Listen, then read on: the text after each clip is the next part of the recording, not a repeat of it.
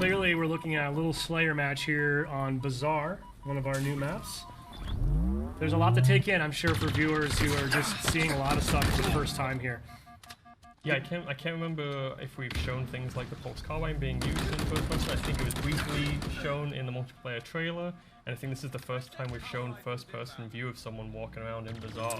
I think it has. We're also right now kind of getting a look at the friend and foe system that we've discussed in some of our blogs in the past. This is kind of moving away from forcing players into red and blue, allows us to kind of maintain that unique armor customization that's become a greater focal point for Halo Infinite.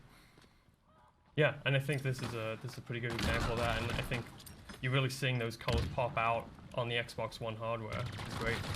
I think I just noticed a custom skin applied to that AR there that we saw briefly.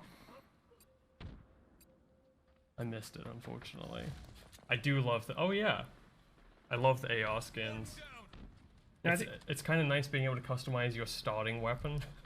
It's the one you're going to see most often, so I like to have mine looking sharp.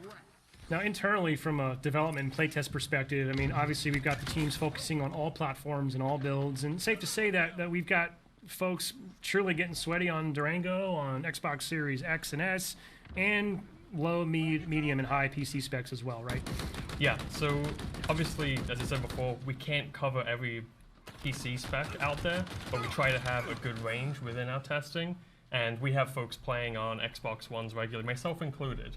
I try and playtest on Xbox One as much as possible, because it's a really important thing for us to support and make sure it's looking good.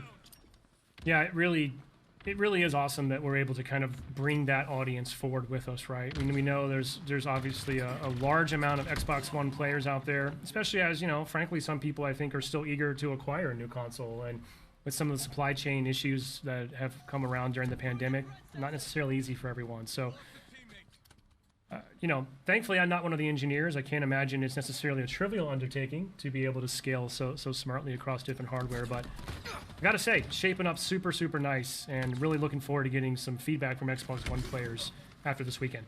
Yeah, absolutely.